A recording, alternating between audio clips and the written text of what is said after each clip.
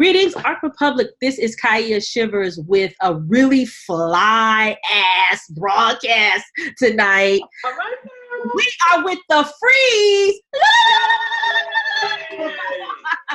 Zaccai and Ananda Free are the creators and founders of Sweetwyrdness, a new lifestyle brand, line, media service that offers you insight and lens into a world of people who do not entertain the mainstream and live on their own vibrations and their highest selves. Welcome to Arc Republic.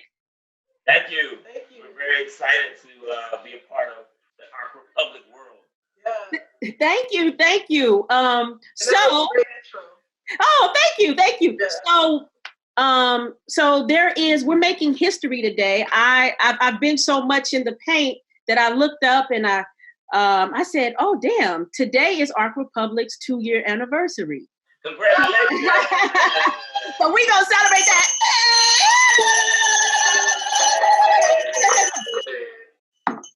As you all know, starting a company and doing media and just giving information that feeds the people can be a challenge. And I want to get into Sweetwyrdness and the concept. Go as deep as you want to. Take me there. I am ready for the ride. So tell us about who you are and how did you come up with the concept of Sweetwyrdness? So in the summer of 2010, let me back up. So I used to spray paint my clothes. And I liked it. It was like my own little weird style that I couldn't find any place else. So I would spray paint pictures of ancestors and cityscapes on clothes, shirts, dresses, tops, and things like this. And I wanted to start selling it in the marketplace. And I had entered to Vins at this event called Crafty Bastards in Washington, D.C. And in order to Vins, I had to have a name. And it was like my birthday or something like this. On my birthday.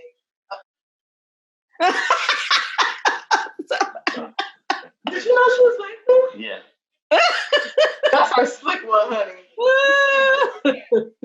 Anyway. Your appearance. Wow. I didn't even know she was back there. Anyway, so on my birthday of 2010, when I was filling out this form, I said, what's the name? I was like, God, what's the name? Like, what can I call it? And he was like, I don't know. And it came to me, I was walking around in my kitchen and I heard Sweetwyrdness. And I was like, I like that. And so Sweetwyrdness was born on my birthday in 2010. And I never actually was denied to do the marketplace. And we had started a t-shirt company. Yeah. And had some images, a logo, and right. digitally done, right? Right. The thing that's funny about this whole thing is that one of my friends, when we launched Sweetwyrdness in September of 2011, because I was pregnant with our first child, she was disappointed. She thought that it would be t-shirts that I had sprayed, painted, and painted. Right. And she was like, basically, what is this? And I was like, ooh, shady. I was like, what? And so we launched, and then it was like a grand opening, grand closing, because I had the worst all-day sickness with our son, and I just couldn't create in that way. And work with the fumes of the spray paint and stuff. Right. So maybe about, was it been 3 years? Like 3 years ago, right before, it's funny, it always happens on my birthday. 3 years ago, I had gone to the river. I took the person to the river to say prayers to Oshun. And Oshun wanted me to say prayers. And I said, okay, I'll pray with you. And she's like, no, I want you to pray for you because you pray for everybody else, but you don't pray for yourself. Mm-hmm. And I said, I was actually a little sad. I just wanted to do my work. And I hadn't had my hands in paint in a long time. Actually, yeah.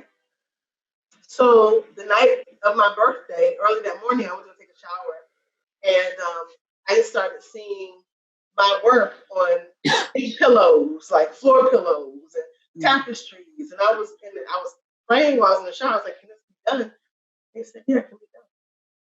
So maybe 3 months later, I was researching and I found a manufacturer that could do this, and so then it just kind of went on from there. I found a process to take Ananda's original artwork. She works in mixed media, so painting, it's paper, it's fabric, all kind of blended together, applied pieces, and so it's some of them are really kind of 3D. They're multi-layered. We found a process where they could capture all of that and then turn it into textiles. And so we were really super excited. And so we had the concept of Sweetwyrdness and the name. And then I started doing some further research and found the original spelling of weird, which is W-Y-R-D. And the meaning of that has to do with finding your destiny through being yourself. Like it's your unique attributes, who you are as an individual, which leads you to your destiny. And that's what weird is all about, the original spelling, not the one we have in English. It's about being strange and stuff. And so we found that, and then we changed the name to change the spelling to reflect that. And it kind of went from there. And then we had more ideas around what the company was going to do. So it isn't just home decor and textiles. It really is an artist collective. And we're gathering sweet weirdos by the moment. So in defining what that is and encouraging people to journey with us in this exploration of being authentic, being real, and expressive. Being authentic from a loving space. Yeah, some people think that their anger is their most authentic expression, and it's an expression. But we're not born angry. I mean, we're born in a lot of circumstances. I'm sure that if people believe in reincarnation, there are children that come back and they might have a warrior spirit, and that might be something that resonates with a past life, if that makes sense. But all children need when they come here, all of us, is food, shelter, nurturance, and love. And love, right? Your fashion and decor line. Could you tell us what are the things that are available at this time?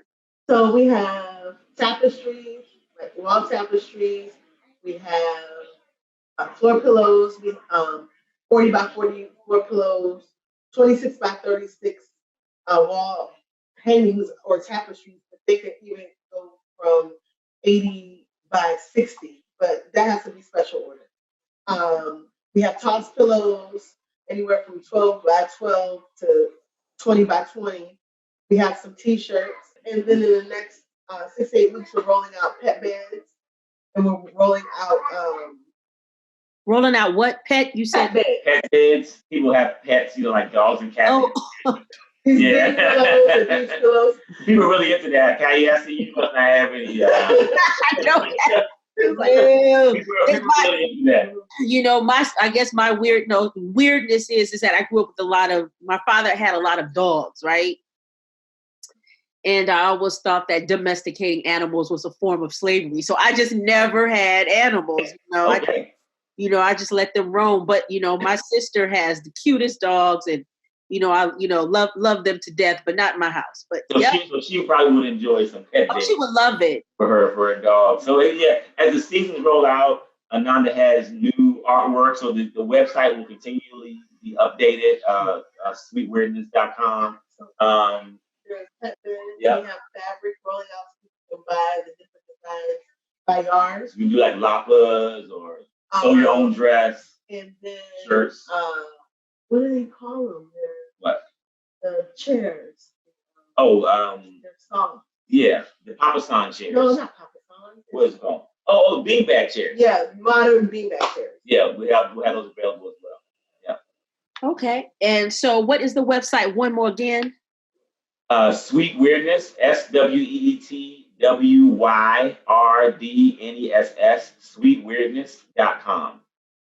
So I need to kind of backtrack because we're having a conversation, but I don't know if everybody, can you hear me? Is this yeah? Oh yeah. All right. So in the beginning, Ananda, you talked about how you went and you made offerings and prayers to Oshun.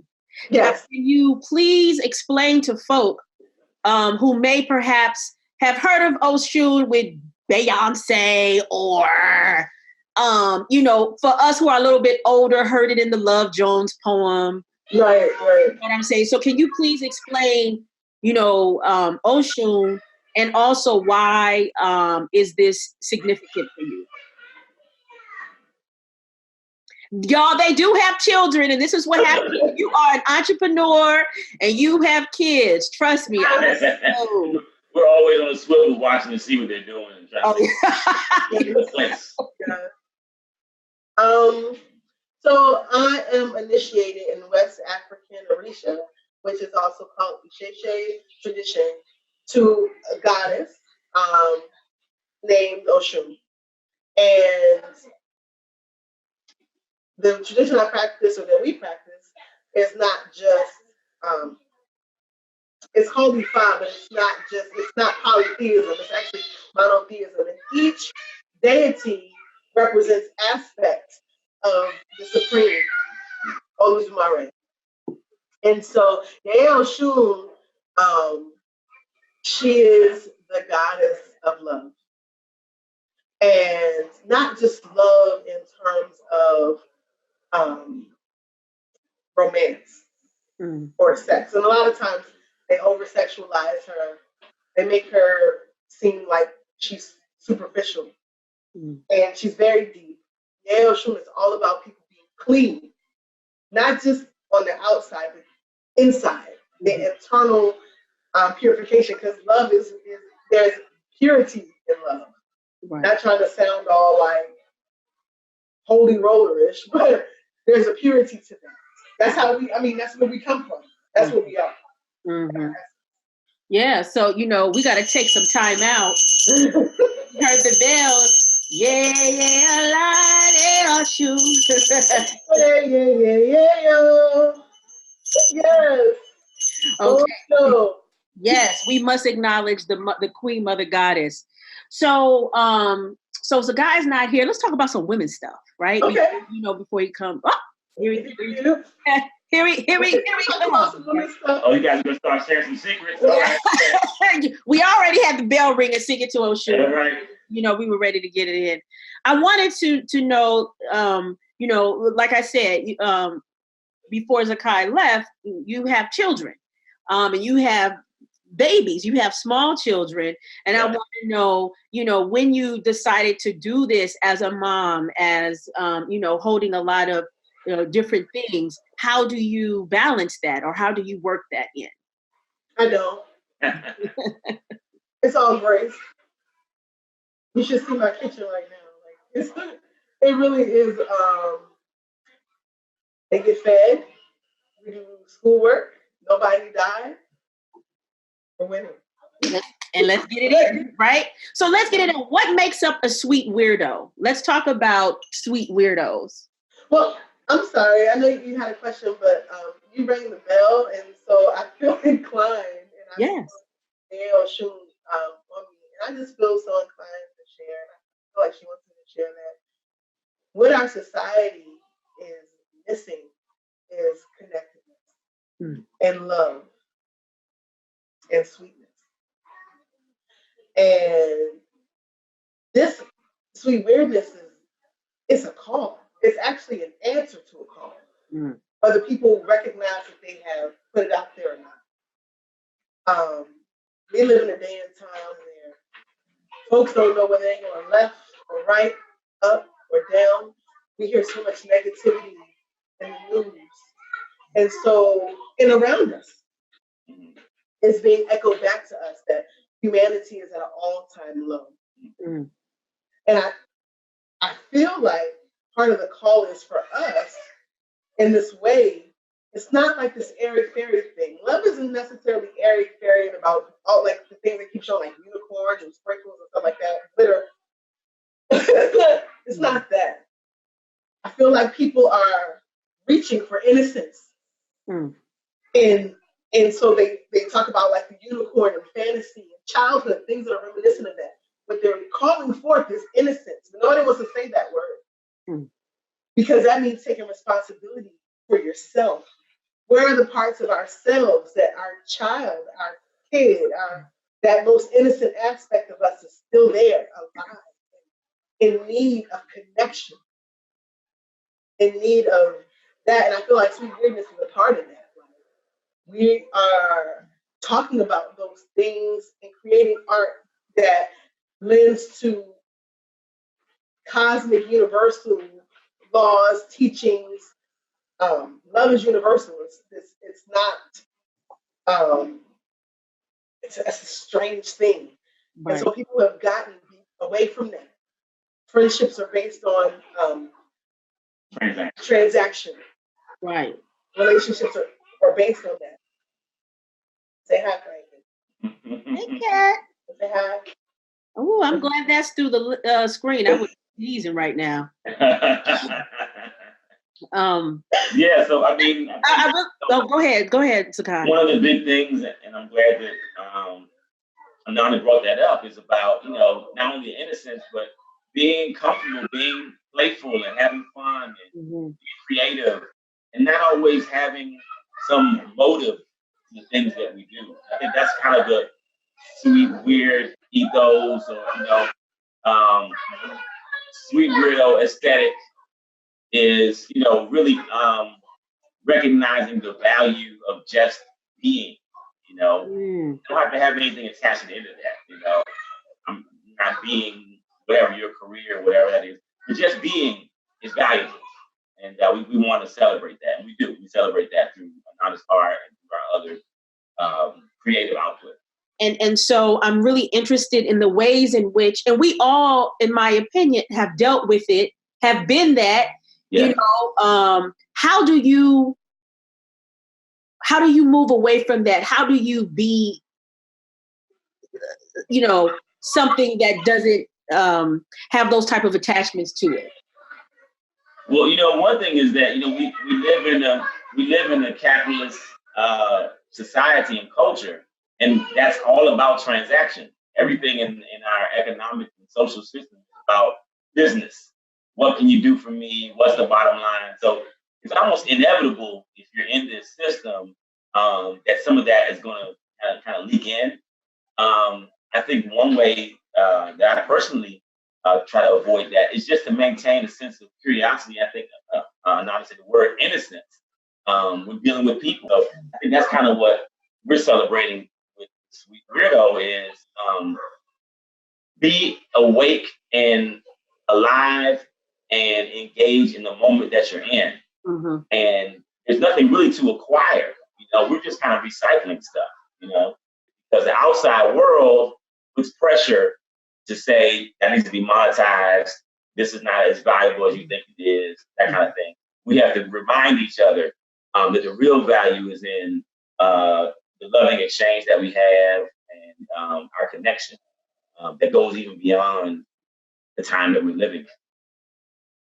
So I want to, this is very interesting. You said that in your line, you dyed, your family lineage dyed fabric? I didn't know until I started dyeing fabric like 6 months ago. Tell me about that. I did, huh? Tell me about that. How did you find out? So I'm okay. So I said before I'm a priest. Before being a priest, I'm a seer. So I have dreams and things like that happen. And so when I started dyeing the fabric, I started seeing these beautiful African women showing me how to dye it, how to stamp the fabric with certain icons and stamps, certain colors and certain patterns. And those dreams kept happening for almost like 2 weeks straight, like as soon as I would go to sleep. Wow. And then I had a conversation with my dad at his house, and I told him that I had gotten into dyeing fabric, and he said, "Your grandmother, who I'm named after, her name was Fatima. Fatima is my birth name. He said she dyed fabric." Wow. And so when I went to my ancestors So I communicate with my ancestors through an ancestor shrine and at an altar I divine. To my elevated ancestors, and they said, yes, that was true. My grandmother did, and since all the way back, it's something that has been activated through my bloodline or reactivated because my grandmother passed a while ago, but he would say she would die like. He didn't say she did it like in an artistic way. She would just dye clothes or use ink for pen and things like that. Just for living. You know?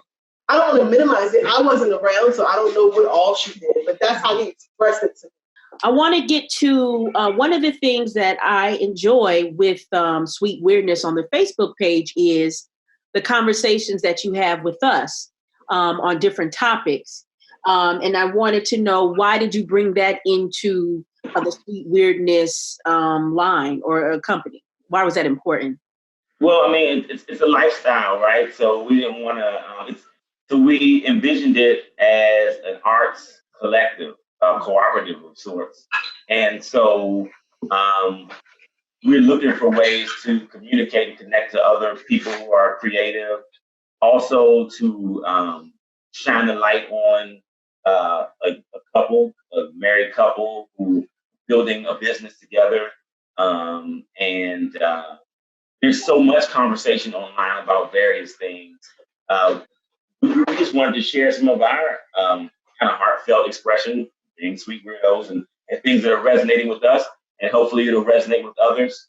And I guess, and you can chime on this too, babe, is that to me, art, particularly Ananda's art, it sparks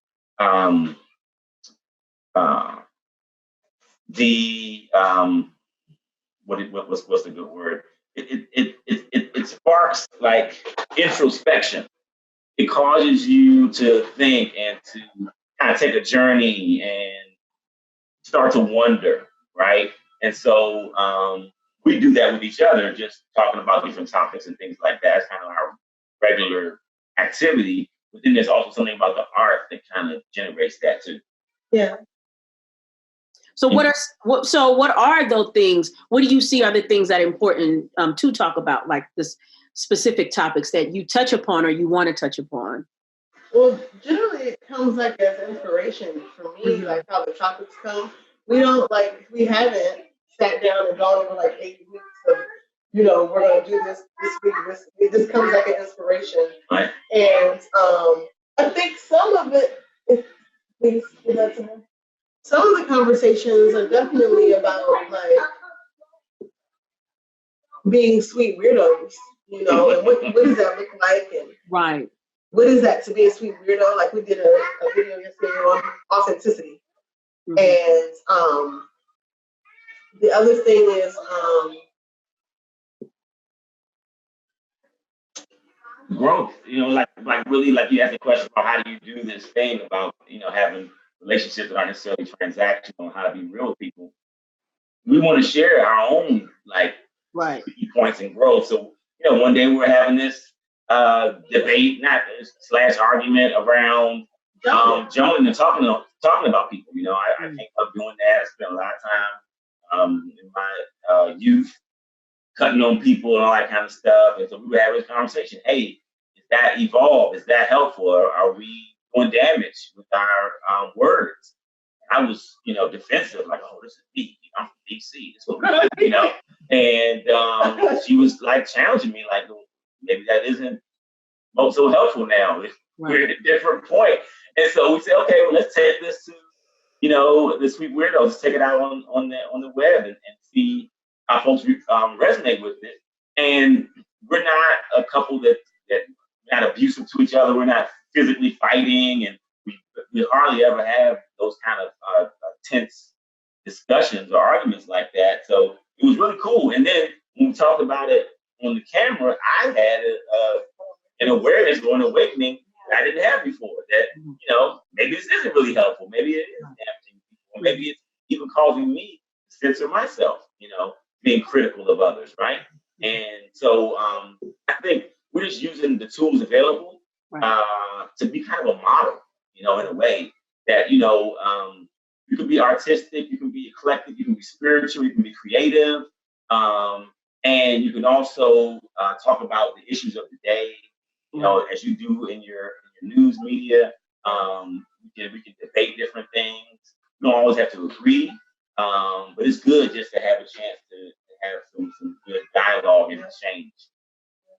And even when we interview people too, we see that as well. Like, the kind of topics because we talk about Afrofuturism, right? Like it's the idea of we as people of color, Black people, African descent, whatever the name you want to use, projecting ourselves into the future and seeing ourselves beyond this time. When we have that kind of discussion, it brings up all types of topics and ideas. Everything from how you raise your children to what you're going to eat, what kind of vehicle you're going to drive, what you do about global warming. I mean, it's endless. Its topics are endless. I'm really kind of interested this is me picking your brain, right? So I'm interested in how you have thought about or manifesting this idea that is complex and packaged and presented in the way in which you present it. And people just don't, like, how do I want to say it? Do not respond to it because it might be at that point something that they may not understand, or it might not resonate, or they think you are the weirdo, the WEIRDO. You know what I'm saying? It's like everybody want to be Oshun, everybody want to be Shea Butter, but when it comes down to being Shea Butter and everything, they really don't want to do it. So it's like, how do you, convey those messages, and also, how do you sustain your family, right? Because it's also about sustainability. What are your thoughts on that?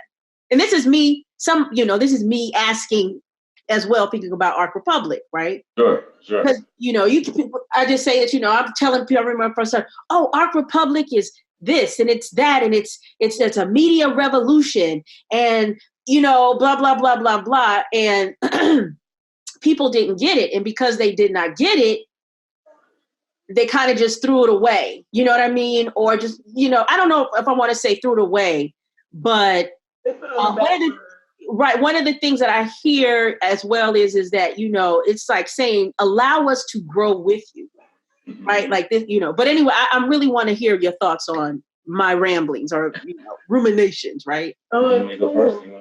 So for me, one of the things that happened that I didn't say before I went to the river, like months before I went to the river, I was in the middle of a book tour. I wrote my first book. And How to Make a Love Cake. Excellent book, by the way. And thank you. And so we're in the house, and I was sitting at my ancestor altar, and I had this really big painting on the wall, and it was thrown off the wall. It didn't fall. It was like somebody came by and just smacked it off the wall. There was no air moving. It was still. Right. And so I was like, I got on the defense, because I was like, did I get in the house? Like, what the hell? Because we don't have that kind of energy in our space. And when I went to our ancestors, they said, it was us trying to get your attention. Get back into your art. Get back into your art. And so I'm going to be absolutely, I don't know how else to live, but I'm going to be honest and say, this is not something that I wanted to do. This has happened because the spirits have said, this is what you're here to do. Right. So, Mother, Father, God, our ancestors, the benevolent and holy sacred forces and non-physical forces that walk with us, they're only, God makes good on God's investments. So this is going to be what God has intended for it to be. So in my mind, I'll never think about that. And if that does come up, I'm just like, oh, that's my ego, because it has been said that this will be what God has intended for it to be, as long as I'm obedient to the call. And I've stopped everything. I was pregnant. A lot of these pieces on the website, I was pregnant, growing up, all kind of stuff, painting and stuff from like 2 years ago. when it's authentic and it's really coming from spirit or, from source, you can't resist doing it, right? And so there's the market forces that tell you, this kind of profitability has to be there. It has to be by a certain amount of time. But I'm learning that I got this also from Gary Vee, right? The guy who's on the internet always talking about success.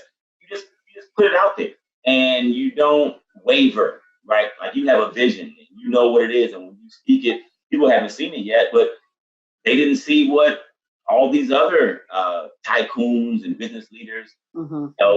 Bezos was working out of a garage. That's the story to tell us, right? So what makes him any different or any better than what we're doing?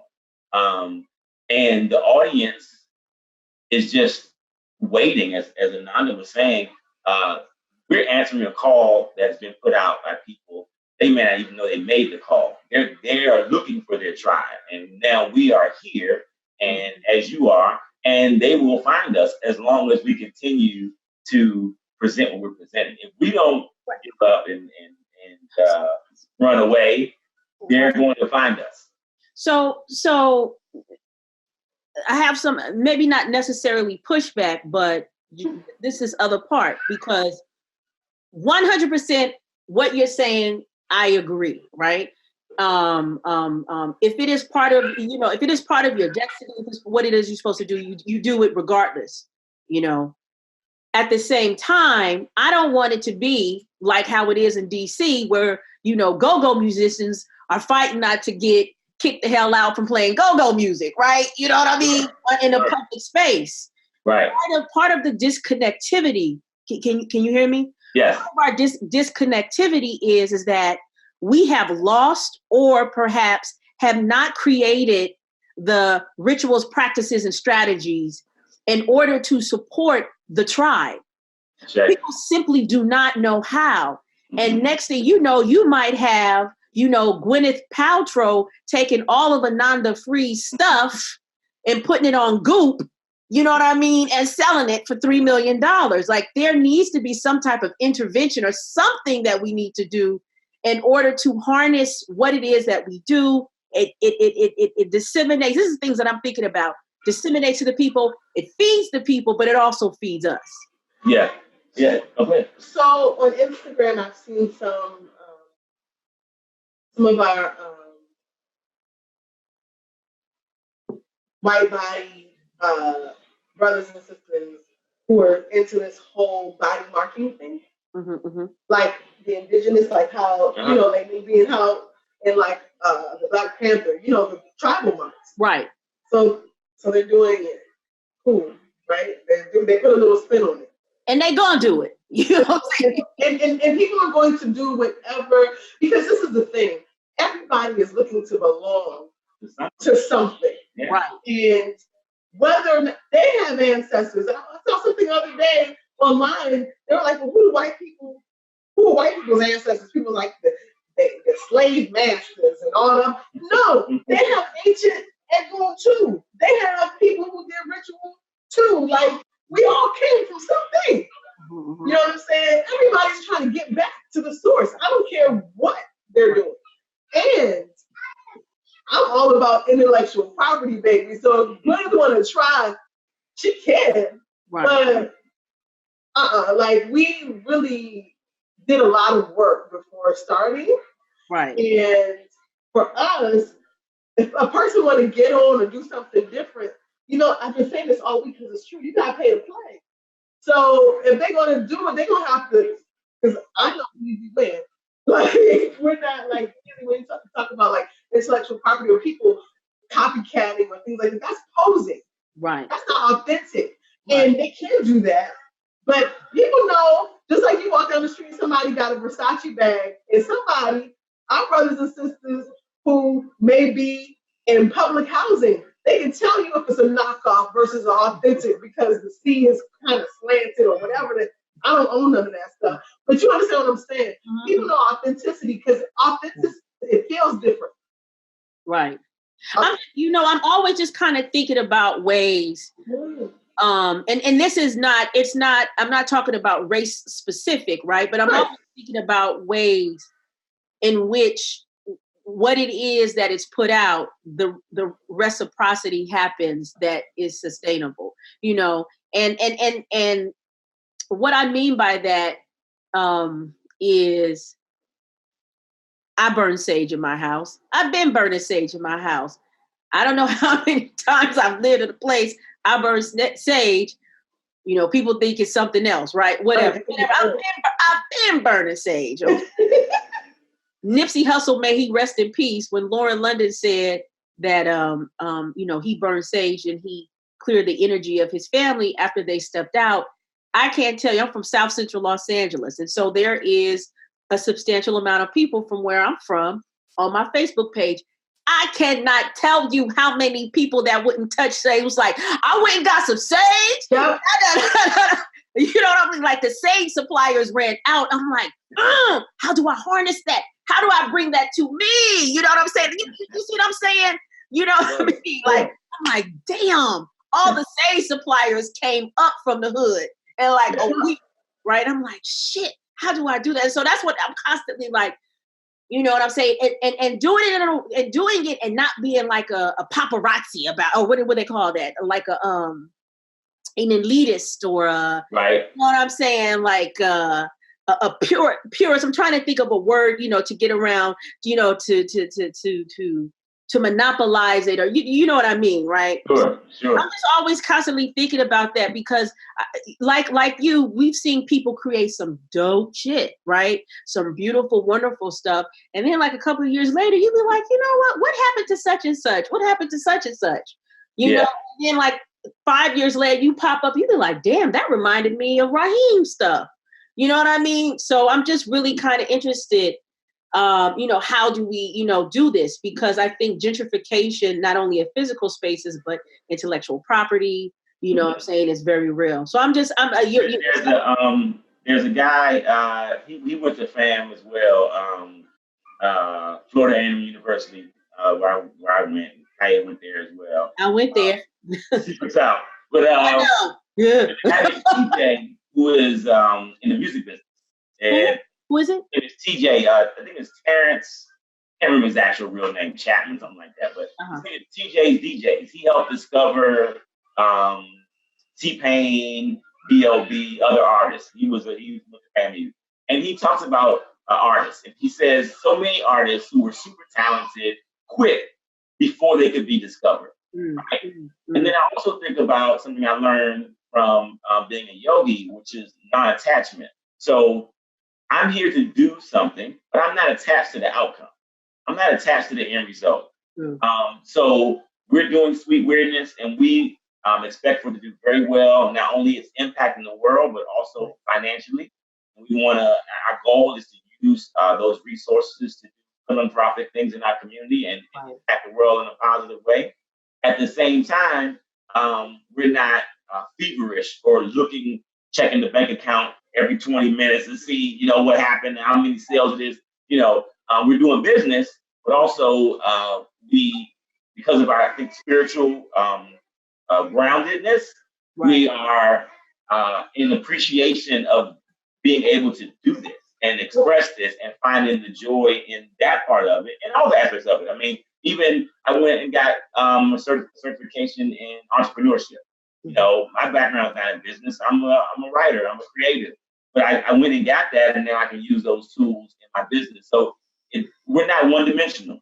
As African people, we do it all. We have billionaires. We've got scientists. We've got everything.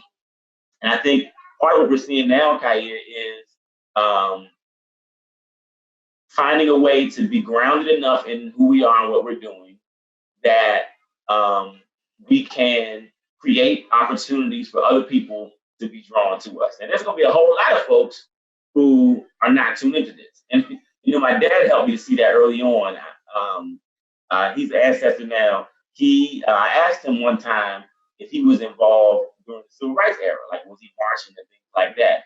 He said no. He said, you know, he wasn't really into that. He had to feed the family, and he was into the church and doing his ministry.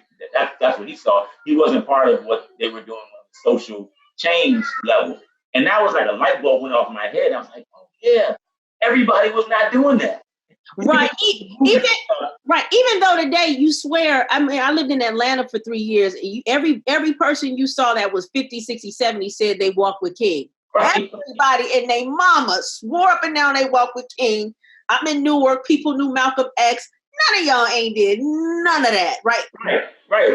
But again, their lack of participation didn't stop the impact of that work. You know what I'm saying? So I'm sure, Martin was sitting around, Malcolm was sitting around, Annie Lou, they were all sitting around saying, how can we get more people in the movement?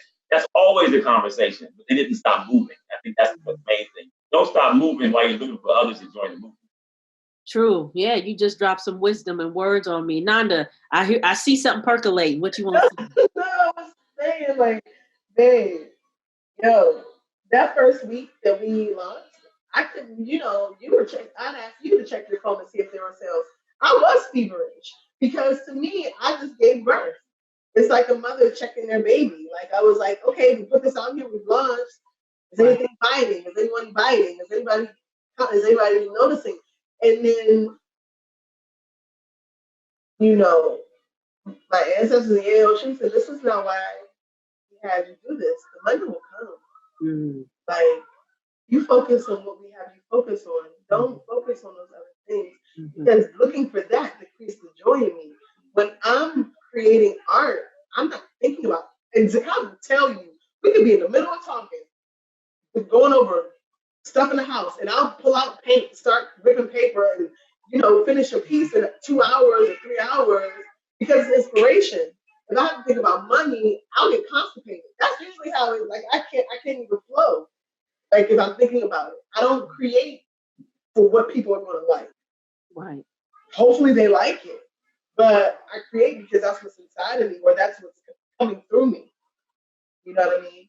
So we give thanks that he works. My husband works very hard. He takes care of us in a beautiful way. He provides for us in a beautiful way. Inshallah, we give thanks to God that he's able to do it and that I'm able to be home and homeschool our children. We live a very simple life. And so I think those are the things that, though living simply, is part of that, is what has helped facilitate, not being feverish, like not being like, when are we going to blow up? When is this going to happen? Right. And people have unrealistic timelines. I don't know where they get these ideas from, but there's no overnight success. Everyone you see, whether it's in the media, whether it's in business, it took time for them to build whatever they built. Even a person like a Cardi B, she was a teenager dancing in strip clubs. You know what I'm saying? It took her time to get to where it wasn't overnight. So people get confused about that. Like, I just put my website up. Why am I not rich already? It doesn't work like that. And then we're talking about doing business online and being in this marketplace. We are in a space where there's billions of people, literally, who are engaging in commerce and communication, and there's tools. So we need to learn about, search engine optimization. We need to learn about funnels, business funnels, and how to create those things. So a lot of times we'll just throw something out. We don't know all of the background that goes into it, and all the other pieces that make it successful. And I encourage people, and I'm encouraging all of us as we're talking right now, don't give up as you're learning those things. You may not know them when you first launch your website, but you'll find out as long as you stick around, as long as you have enough money to maintain the domain name and things like that, keep plugging away. And one last thing about the pay to play, I've got a really good friend, his name is Chan. He's a serial entrepreneur. And a few years ago, he told me about these mastermind groups that he was a part of. I had never heard of that before. And he told, well, basically, these are people who are entrepreneurs, who are successful, and you pay a membership fee, basically, to have exchange with them. And sometimes you'll do business deals. Sometimes they'll give you tips and secrets about how to do things. And he joined a bunch of them, and he has used the information that they gave him to level his businesses up substantially. So I didn't learn about that in college. I didn't learn about that in the street. No one ever told me about a mastermind group. Once I found out about it, I started to explore, and we're going to tap into those same things as well. There are tools out here to help us, and sometimes because we're in the culture or we're aware of who we are as African people, we might shy away and say, oh man, there's too many white folks in that group, or whatever it is. Listen, if there's knowledge to be gained, you gain it from wherever you can get it, and then you apply it to your situation. You'd be a fool to turn away from information that's going to benefit you, your family, your community, just because the person who has the information, they look a different color. That is foolish. So, couple of more questions, and Ananda, I see you yawning, so I know it's been a very long day for you. I started to preach. When I started preaching this, she gonna go to sleep. That's how It's all good. And I've had a long day as well. Often I get this question, and I present it to you from my students, and they're like, "Oh, what did you do to get to where you are?" It just seems like you've read so many books, you know, all this stuff. Tell me some pivotal moments or some significant things that you would like to share with us that got you to Sweetwyrdness.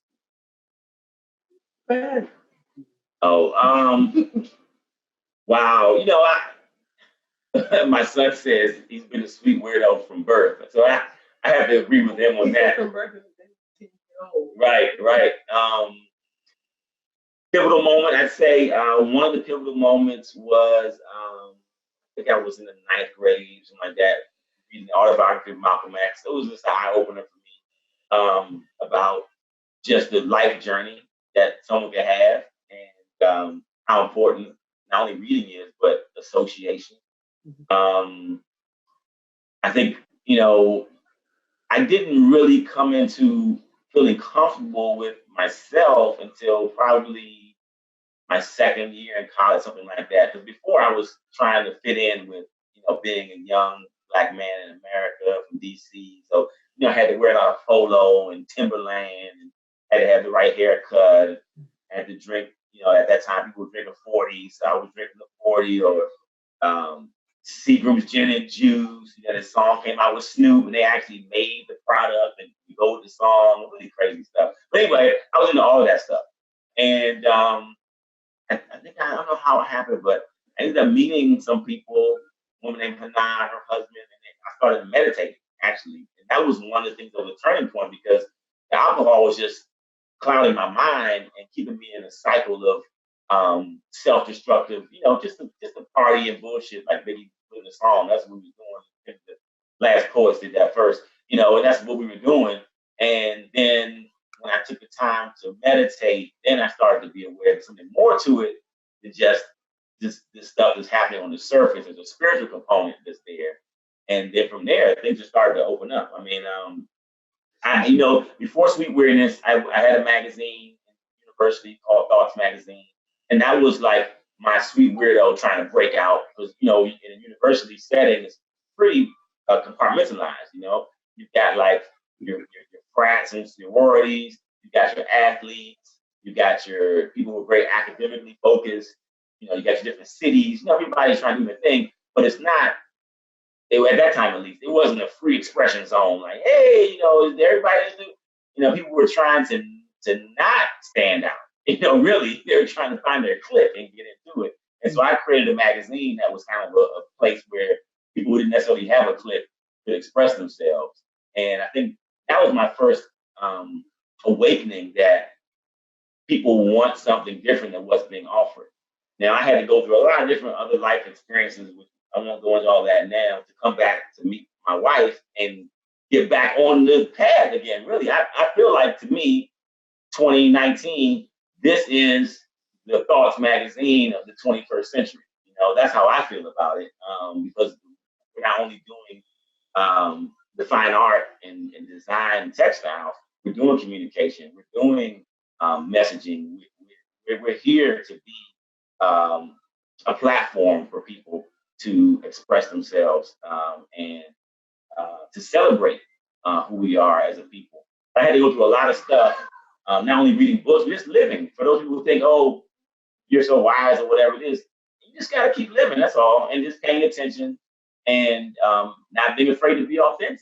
Like, if I would have suppressed myself and put that suit on in the School of Business and Industry, they told me to cut my hair or I was going to get expelled, I just said, fuck y'all, man. I just left. I just said, okay, well, I can just go into another area of study. At the time, it was controversial. My parents didn't really understand, but they supported me. I went and studied history. I said, okay, well, we found something else to study while I'm here. And that kind of thing, is really what, to me, resonates as a sweet weirdo. It's like, there aren't any real rules to this other than having good intention and being a loving person. The rest of the stuff kind of unfolds as you're living. And in the tradition of E5, we have a destiny that's already known. So for those who are tapping into that kind of thing, you get some readings done, you get on point with what it is you're here to do. You can probably cut to the chase a little bit faster. I didn't have access to a lot of those tools at the time, so but I'm still here, and we're still doing. I'm taking all the time up. Go ahead. Oh, you're fine. Okay, but yeah, we're still here, and we're still doing what we're doing. I'm just very thankful and grateful for my parents. My dad, Louis Tate Sr., was ancestor. My mom, Nancy Tate, because they didn't put pressure on me to conform. They didn't understand what I was doing. When I was growing my hair out in high school and stuff, my mother, she refused to go out with me. She didn't used to go to restaurant stuff. She did not want to go with me. She said I looked crazy and she didn't want a part of that. But she didn't tell me to get a haircut. She was trying to force me, trying to bribe me. She said, hey, I know you want that new polo sweater, those polo boots. I'll get them for you. You get a haircut. And then I had to have integrity and be like, well, nah, this is, how I'm looking is probably more important than that.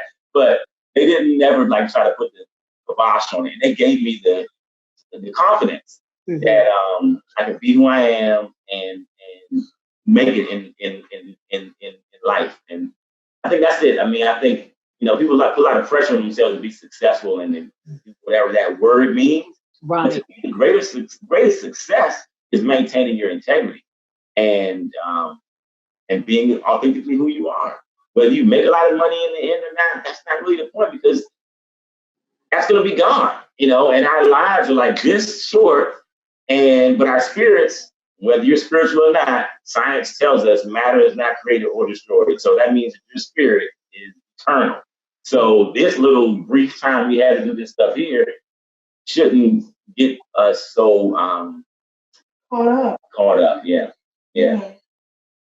But how about you, babe? When did you what's your journey to Sweetwyrdness? I think I was just born like that. Like I came in weighing 2 pounds 12 weeks early. So I didn't come here regular. You know what I'm saying? Back in 1979, 78. Man, I'm trying to give myself an extra year. Back in 1978, coming in at 2 pounds, it was almost. And the doctors told my mother, they were like, "We're gonna focus on saving you and making sure you don't die. You can have other children." So they already counted me out. You know what I'm saying? So for me, I came in that and being, an overweight child, recovering bulimic, surviving, being unsuccessful with suicide attempts, surviving depression, anxiety, being queer, because I am. Most people don't think that I am because I present as heterosexual, because I made a cisgender husband. Don't get started. I just learned those things long ago. But being queer, all those things, all those elements of my journey have led to this. So everything that I remember when we launched the company, I was like, I don't want to necessarily focus on being. I mean, you said you see me, you see. If you're a person around me, you're like, she's married here. She feels kind of open. Not like I'm trying to get down, but it's like I do not come across as a heterosexual woman. I love women. I think women rock. I think men are awesome. And I just have more of a universal open approach to life, if that makes sense. Right. I mean, even the question is, what does a heterosexual woman come off as? I mean, you know what I mean? You know what I mean? Like what? There's energy. Okay. There's energy, just like people say that especially I would say in the African or African American community, there is this energy with women that we're trying to overcome it. But a lot of women are not intimate with each other emotionally. Oh, that goes with men too. I mean, that's men as well, right? Okay, so I'm going to say this. Don't be hitting me with the, what's that thing called? She started me. She's giving me I think that there is an energy when not all heterosexual women are this way, but a lot of heterosexual women are this way, where they don't trust other women. Oh, okay. And so you're only going to get in so far emotionally. Mm-hmm. Because in a heterosexual world, it's survival of the fittest. There are like way more women than men. Mm-hmm. Like I'm going down to science. So it's like I have to present. If there's a sister right here and there's a sister right here, and there's a man, she's like, "Boy, I love you. You gonna make me knock your block off?" That's my man right there. Like that type of thing. Mm-hmm. I'm not going to say it does not exist in same gender loving communities or the queer community. It's all kinds of things. People are people. Human nature is human nature. What I'm saying is that there is a way in which I've seen women who are queer or bisexual who are out and open. Mm-hmm. They connect on a certain level mm-hmm. from a space of like love or intimacy with another woman and not want to be with her at all. But there's a connecting point there. And I think for me, I can't speak for another person, but I think for me, dealing with women when I was with women, it gave me an opportunity to see myself, have very deep intimacy with myself. We're reflecting each other because I was attracting doozies. It didn't mean it was all like, hey, I was attracting some really intense relationships and they attracted me. I was not okay. You understand what I'm saying? Mm-hmm. But at the end of it, at my very last relationship, which was intense with a woman, what I recognized is that I attracted myself to me. Everything I thought about myself, everything I felt about myself, everything I envisioned about myself that was negative, that partner reflected back to me.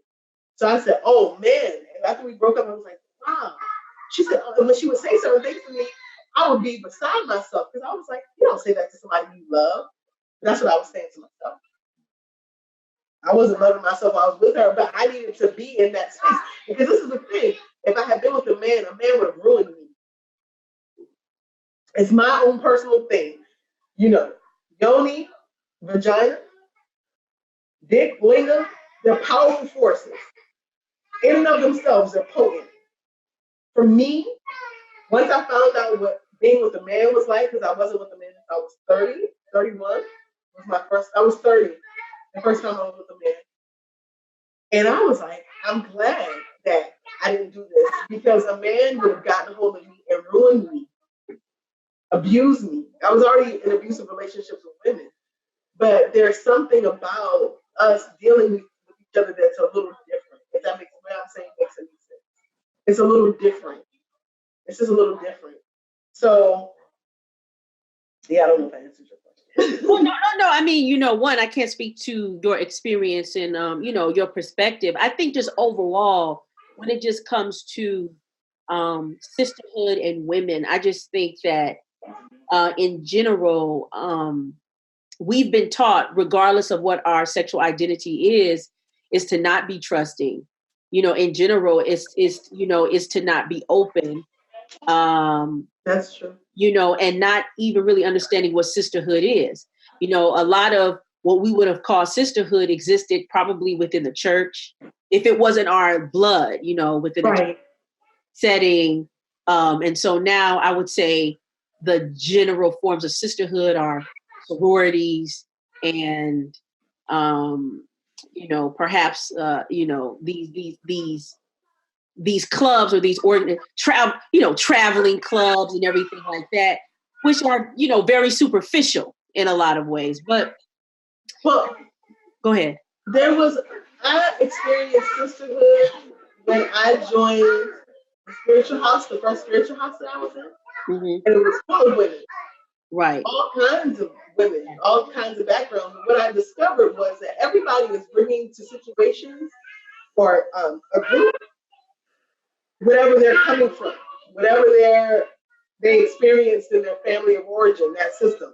Right. So all of that's still going to be played out unless people heal. Like, I think that's one of the bottom lines, is people getting to a place of balance and harmony within themselves. Right. Yeah, I mean, we just have a lot of work to do, and it's very interesting because on one hand, we could be very supportive, but on the other hand, we could be very destructive towards each other. So I think these are conversations that sweet weirdos have. Yes. Oh, definitely. You know what I mean? And not being afraid, like, just walking right straight into it. Hot, not hot or cold, cool. Well, there's no kind of more, heart-centered question or weirdo question than who am I? Why am I here? What am I going to do while I'm here? If you're asking those kind of questions, you're going to have intimate conversations with people. You're going to do things that everyone else isn't doing, because we all have unique paths and callings and all those kind of things that mainstream society tries to narrow us down to a market group. Our choices on whatever tool we're using to buy stuff through, our algorithm, they're trying to narrow us down to just a few little clicks. But we're so much more than that. And I think Sweetwyrdness is here to challenge people, but also support people in recognizing that you're unique, and there's no need to tamp down that side of yourself that you don't think people should see. You've been in conversation with people. I saw one with the brother with the locks, DJ Underdog. You've been in conversation with people who identify with Sweetwyrdness and being sweet weirdos. What are some things you've learned from other folk? Be out of nature. Take time for yourself. It's like a relearning. Like, there are echoing medicines that I need to take for myself on a consistent basis. I'm learning that I'm not as special as I think I am. and I mean that in like the most honorable way to myself. Like, there's so many special folks out here. There's so many people out here who are living holy in their purpose. And it's just about connecting with them. So for me personally, so I don't feel like I'm an anomaly. So I'm learning that I'm not an anomaly, that I am like beautifully and authentically made, and there are other light beings, there are other people out here who have been made the same, similar vibration, different birth circumstances, but they're the shaman, the priest, the poets, the artists, the journalist, the teacher that works 9 to 5, but has all these tattoos and nobody sees, and rescues animals on the weekend. You understand what I'm saying? The people who are living from their heart. There are other people. That's what I'm learning. That's it. I'm not. Because a lot of times I can be like, I just feel so much like I'm by myself, and I'm just so overwhelmed with all of it. And it's like, no, there are other people out here where, I think that's one of the biggest gifts, really, in this whole experience, is that there are people. Our tribe is out there. And now we're seeing the call out, and we're connecting with them, and we're learning about how they've maintained themselves through this life, right? So, the things that Ananda spoke about there, and things like that, and also being committed to seeking depth in a very shallow place, right? We're in a pretty shallow environment. I mean, the focus they want to have us on is about materialism, fashion, whatever, but sweet weirdos are looking for the depth. They want to get to the essence of things.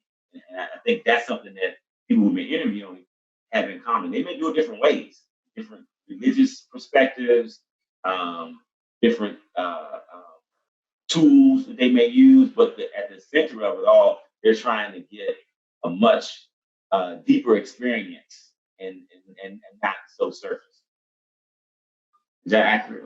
I think the other aspect is that even with the fashion, right? I like fashion. I'm into things. Me too. You see how flying that? That's that all. Even with the fashion and the high-end makeup or this and that, a sweet weirdo can wear all that. Yeah. And represent, and maybe even represent that. But they're, like I said, there's a depth. So they're not, they understand they are not what they're wearing. They are not the titles, that they're more expansive. Right. Yeah, we're just getting started on our journey of like the interviews and stuff and talking to people, but we've got, musicians, we've got academics, we got all kind of people. And we probably have people who aren't wearing black skins or brown skins, because we're human beings on this planet trying to figure this thing out. Yes, there's all kind of social and historical issues that need to be addressed. We're not going to necessarily address them all at this time. We're really here to celebrate. There's enough doom and gloom. There's enough blame to go around. That's not helping us to progress as people. I think anger is kind of the first reaction when you wake up. After you've been awake for a while, you got to shift that anger into something productive. It's going to burn you out. You're going to burn up, and it's not going to be effective. And so I think the sweet weirdo has maybe pushed through the anger, right, and gotten to a place of now I'm ready to contribute something. I want to create. And is there anything that I forgot to mention, that you came across and that you wanted to say in the final thoughts, comments tonight? Yeah, you want to have Ananda's artwork in your space, whether it's your home or whether it's your office, because it invokes the energy we've been talking about. It has that mystical aspect. It has that futuristic aspect. It has signs and symbols that speak to our DNA. It's very powerful. I'm not just saying that she's my wife or anything like that. I really am an art lover. And I didn't, when we met, she wasn't doing art like this. I didn't even know this was happening. But as I'm seeing her do the work now and I'm living with the art in our home, it definitely has a very high vibration and high resonance. And the value is more than just an object. The best art, it challenges you, it encourages you, it provides some vision. It helps with a foundation, but also it gives you like a window to see the world, or see the universe, or see yourself. So that's what I want to leave people, is that this work is not just like going to a retail store, picking up one of those things, a poster, and putting it on your wall. No, it's not like that. When you hang one of these pieces up, you're going to go on a journey. Yes. That's really what he said, right? Yeah, I mean, Sweetwyrdness is a movement. So, and all movements start in the home. It starts in the home or in the kitchen. People sitting around talking. And so, Sweetwyrdness is about movement and moving forward, and people being in their purpose and their destiny, supporting one another as they're doing it. Moving together. And moving in a way that, in these times right now, like, some people are scared to go out in public because of all the different tragedies that happen. So why not make your home into a beautiful sanctuary, and have it be your respite, sacred refuge. Your sacred refuge. Yeah.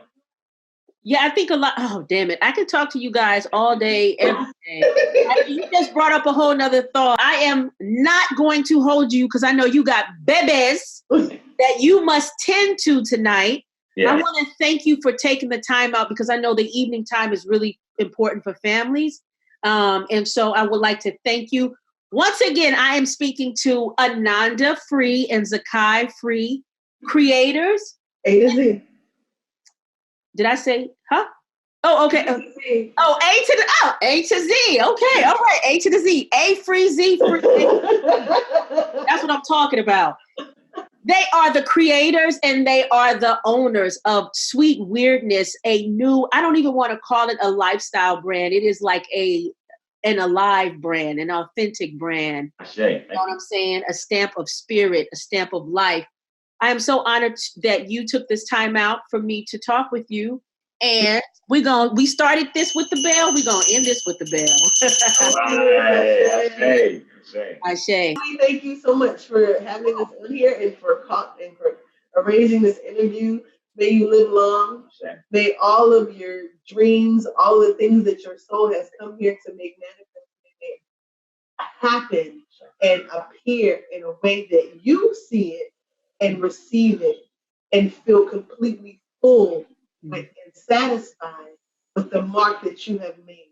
Not just yesterday, not just today, but from way, way, way down the road. May you always have a good place to rest your head. May you always have good clothes on your back. May you always eat good food. May you always be in the company of good people. And if there's anybody to speak ill against you, may they forget what they're about to say. And may somebody be there to speak well of you in your absence. How you know I needed that? I needed all of that. I received that. I embraced that. And that also goes for you in Ark Republic land. So for all of you in Ark Republic land, I take that beautiful, wonderful, what is it? What do you call that? Invocation prayer. Invocation and prayer, excuse me. And I give it all to you, but I also save it for myself. Have a wonderful night. You too. All right. Subscribe to Ark Republic. They're awesome. Yes.